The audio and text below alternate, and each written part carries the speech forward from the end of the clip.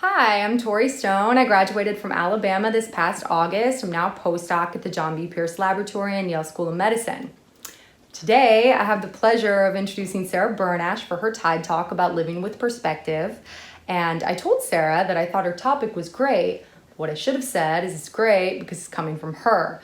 Sarah lives by her word. She lives with perspective. So there's really no one better to speak on this topic. I met Sarah about 2 years ago, maybe a little over that, and I supervised her research involvement in Dr. Jonathan Wingo's lab for her honors program. And Sarah amazed me over these 2 years. I watched her accept multiple achievement awards and different opportunities to advance her career. But what was most amazing is that she was able to do all of these things while remaining grounded in self-belief, and the fact that she can do something like this is one of her most admirable qualities. She's going to med school here very soon, which should comfort all of us because we certainly need more medical professionals that live by Sarah's code. Sarah was actually the first student that I have ever mentored, and I have learned so much from her. I'm very, very thankful for that. I'm incredibly proud of her, and I can't wait to see what she does over the next few years because I know no matter what that is, she'll be successful and she'll change the world. So I am honored to introduce Sarah Burnash to you all today.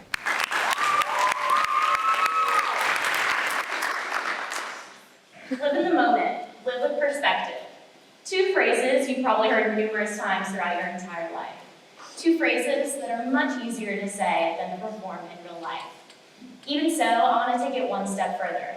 I want each of you to invest in your identity, to live in the person that you want to be each and every day, so that as time comes when you have nothing left but that, you know why this life is worth living. Hi, my name is Sarah Burnash. I'm a senior chemical engineering student on the pre-med path with a minor in the Randall Research Scholars Program. I'm from Walnut Creek, California, which is about an hour east of San Francisco. And fun fact is, I know how to poke a stick. Didn't bring it to college, though. I came to college, like most freshmen, enthusiastic for the next phase in life. I knew some of the things that I wanted to get involved with on campus. Really helped that I have an older sister. I also knew that I wanted to dedicate a lot of my time to academics, because, pre-med. College is a time where you're really trying to figure out who you are and what you want to become. Some of us come to college with a decent framework of that. I fall more into that camp. I knew what I wanted to become. I wanted to become a doctor, and I knew the person that I wanted to be. I attribute this mostly to my family. I had a loving family, very supportive. My father, who would do anything for us. My mother was my greatest confidant, and my sister had been my best friend from an early age. As I look back on this, I realized I had it really good. Life had been pretty easy for me. I didn't really imagine that changing much throughout college.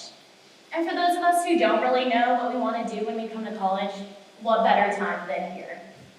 Either way, however we come in, it can be really easy to fall into what I call the college bubble, whether that's academics or organizations or athletics, lots of different things. College is a really busy time and a very stressful time. And it can be really easy to start thinking solely of oneself.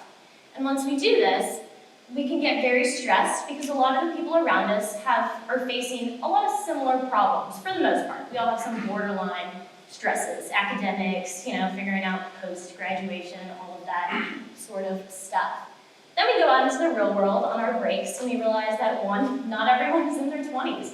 And two, people have different stresses and worries. They're not all academic or social or anything. It can be really easy to fall into a place of thinking that as soon as we get through the next exam, the next paper, the next assignment, then we can make time for our family, for our friends, for our faith, for what matters to us. And since this is a busy time, it can be easy to fall into this cycle where we keep doing this and falling into this, and pretty soon a whole semester's gone by, then the whole year's gone by. I fell into this a little bit my freshman year, signed up for 18 credit hours for semester freshman year. And I also was very sign-up happy on Get On Board Day and joined numerous clubs and organizations. So whenever I wasn't studying or doing academics, I was volunteering or involved in a lot of different organizations. I realized that most of my time was busy and running around. I called my parents once a week to check in, and I hung out with my friends and my sister as much as I could. But for the most part, I was really focused on myself and the life that I was living here. That all changed my sophomore year. 3 days before I'd be back in Tuscaloosa to begin outdoor action as a student leader, my mom was diagnosed with leukemia. We were all really worried, my whole family, but I wasn't terrified. My mom had been diagnosed with breast cancer sophomore year of high school, and at this point, she had been cancer-free for 3 years.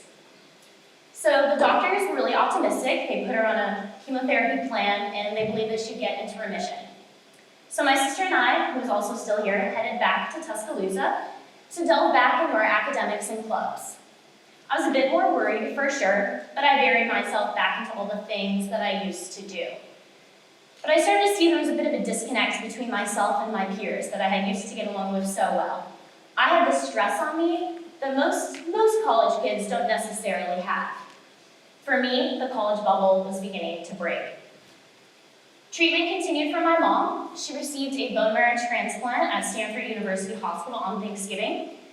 That December, that Christmas break, my family lived apart.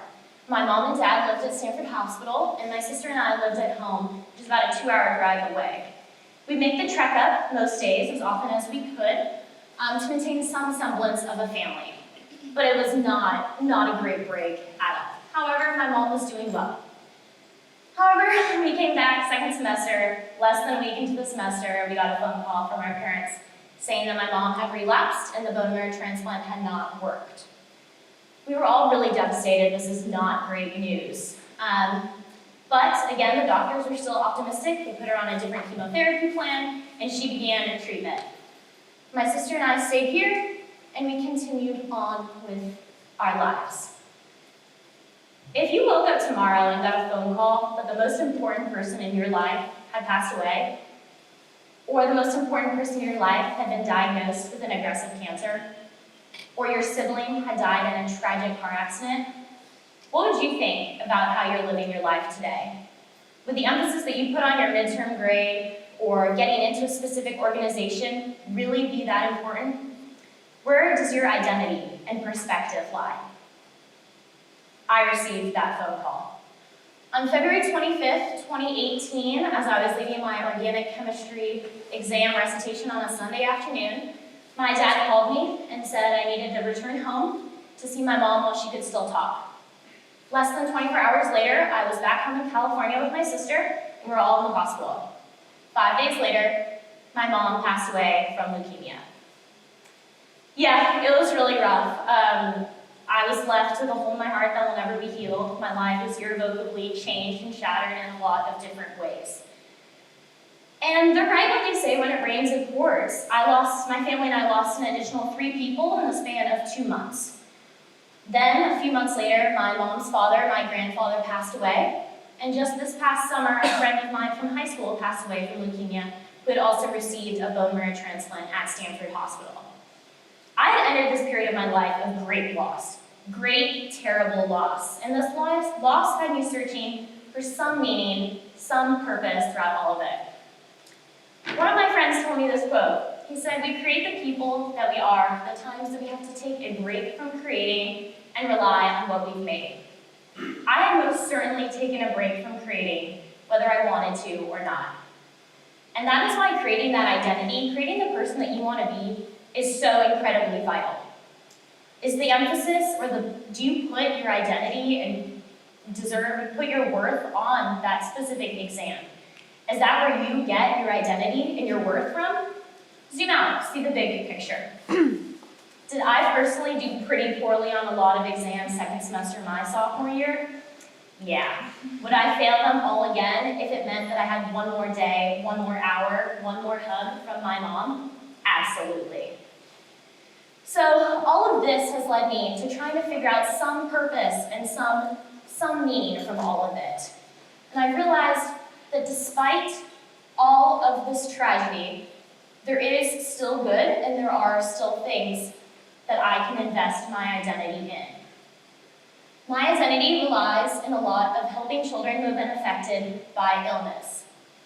My priorities have been changed from what they used to be so much worth in academics, to other things that I believe are much more important. So helping children specifically through the Serious Fun Camp Network, Victory Junction, or children's hospitals. Also, one of my greatest personal achievements coming out of this was I was offered an opportunity to work on leukemia and lymphoma research at Stanford Hospital in the bone marrow transplant unit under an oncologist this summer. I took it. I worked on leukemia and lymphoma research in the same place where my mom had been treated. It was incredibly difficult at times, especially when my mom's name and picture came up with deceased next to it on some of the studies, because she was on some of them. However, for the first time in my life, I was switching from mourner to researcher, from girl who had lost her mom to girl who would help others not lose theirs. I was actively doing something, actively helping patients and families not have to go through what my family had gone through and continues to go through today.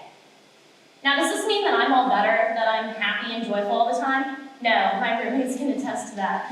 I have bad days. I get upset when I have big milestone moments that I can't call and tell my mom about. I get really sad. Mother's Day, there's lots of triggers. However, there is still good, and there are still a lot of things that I can invest in and that my identity does lie in. My identity lies in helping people affected by illness. It lies in my faith and in my family, and it lies in my friends who have come to support me here today. And most importantly, it lies in the person that I intend to keep creating. One of my friends told me this quote during my darkest time. She said, "Life throws us curveballs, and it will continue to do so throughout our entire lives. Some of them we're lucky and hit, others are tough and we miss. But each time we get the opportunity to grow, to add to our stories, and to add to our ability to relate to and help others." Thank you for listening to my revolutionary idea. I hope that you come out of this talk willing to look at the person you are and see if it's the person you want to be. And I hope you're willing to invest in the identity you know you can make.